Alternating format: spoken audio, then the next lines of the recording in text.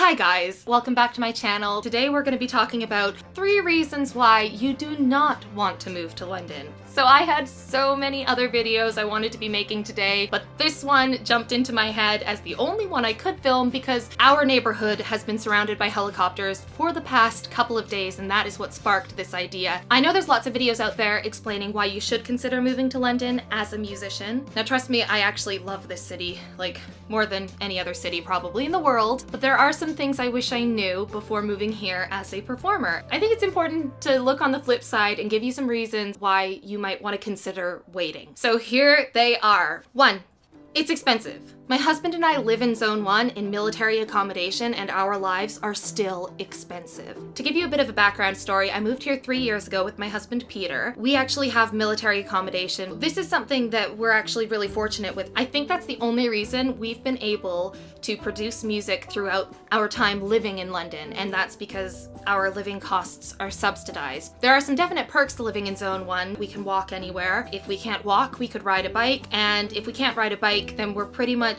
able to use a bus instead of the tube, which does cut down on costs. However, if we were going to be living on our own in central London, in the neighborhood that we're living in, we would be paying upwards of like $1,500 a month, probably closer to $2,000 for the accommodation that we're currently living in. It's expensive to live in the center of the city. Reason number 2, it's oversaturated. Everybody thinks that they're gonna move to London, they're gonna have gigs all the time, there's this huge, great community, and there is a really great community, but the thing that people don't tell you is that that community actually extends far beyond London. In this day and age, when the internet is so full of so many ways to connect with each other and to collaborate with each other, you don't actually need to live in the city to reap the benefits of living in the city. I firmly believe that it is possible to live outside of the city and still connect with musicians within the city, connect with open mic nights, connect with promoters, connect with festivals, and still have a presence within the city. Bearing in mind that I'm filming this during coronavirus pandemic times, but I'm gonna go with the normal situation, so I'm gonna go off of last year. One of the downsides of playing gigs in London is that it's really hard to find a paying gig for original music. That's not to say that they're non-existent, but if you're wanting to gig regularly, you're going to have to actually be able to bring in a crowd. If you're like me and you don't have many people who actually listen to your music regularly and want to get out and support you at a live show, big props to those of you who do, because I really appreciate you, and there would literally be nobody in the audience if you weren't there to support me. But I'm sure you've noticed you're probably one of like 10 people I could draw, and 10 is optimistic. If you can only bring 10 people in once a week, you're not going to be able to bring much value back to the venue. So it's really important to think about how you plan to grow your craft and grow your audience in addition to your gigs, because you can't just expect to move to London, be booked solid, and be able to make a living off of those gigs. Okay, number 3, if you do any kind of home recording, whether that's for your music or that's for your business. Like for myself, I do voiceover work as my main source of income, so I can pay for my music and still create music as well as record my own music in my flat. If you plan on doing any of that,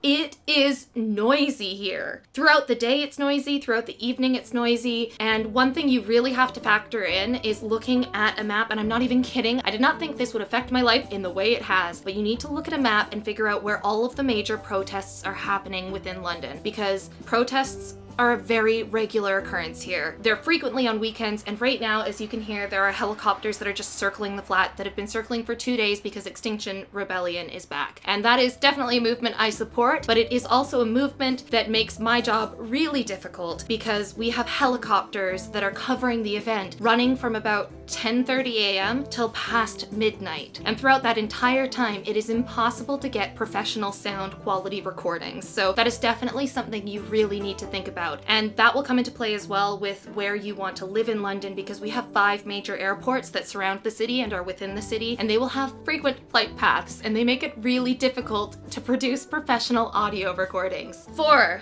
transportation can be tricky if you don't live in central London. So if you're not moving straight into the center of London, sometimes you need to go all the way into London to go all the way out of London again, and that can really add a lot of cost to your journey if you're traveling for shows, especially if your show goes past midnight on a weeknight that's not in the summer and you can't take the tube anymore. Thank you, bud.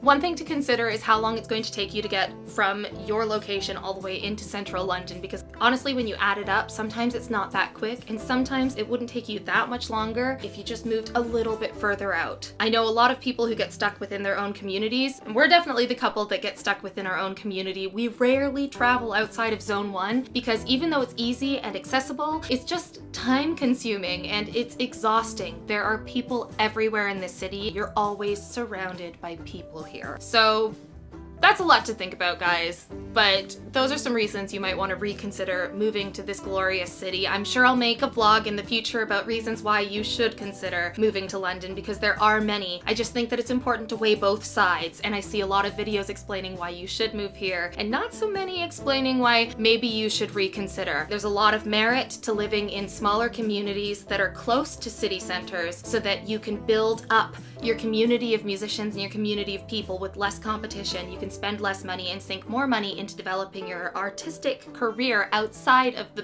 biggest hub in all of the UK. So if you liked this video, stop chewing my hand. If you liked this video, please give it a thumbs up, subscribe to the channel. I'm gonna be doing lots more videos about life in London in general, as well as how to do things like get your album printed on vinyl and where I got my CDs done up, and just the whole process of making an album, promoting an album as an independent artist, and also voiceover work, because I think people might be interested in seeing how I got involved in that. Okay, my dogs are very cute, and they want me to stop filming.